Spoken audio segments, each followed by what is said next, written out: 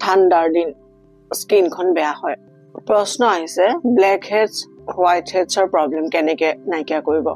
so আজি এটা অইলৰ কথা কম থাম্বনেইলত দেখি চাগে আপোনালোকে হেতু ক্লিক কৰিছে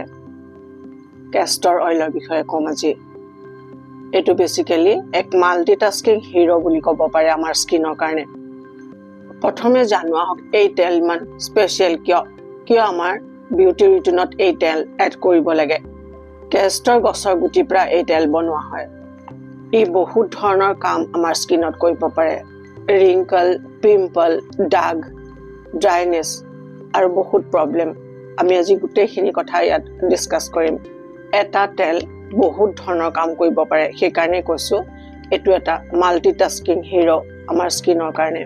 কোল্ড প্ৰেছ প্ৰসেসৰে এই তেল উলিওৱা হয় তাৰ কাৰণে ইয়াৰ যি হেলদি বস্তু যি বেনিফিচিয়েল বস্তু গোটেই তেলত থাকি যায় ইয়াৰ স্পেশালিটি ইয়াত থকা ৰেচিনোলিক এসিড যেটো হয় হাই কনসেন্ট্ৰেচন এটো এক ফেটি এসিড যেটো স্কিনত এক বিশেষ বেনিফিট দিব পাৰে কেষ্টৰ অইল হেতু স্কিনৰ কাৰণে এক নেচাৰেল ময়শ্চাৰাইজাৰ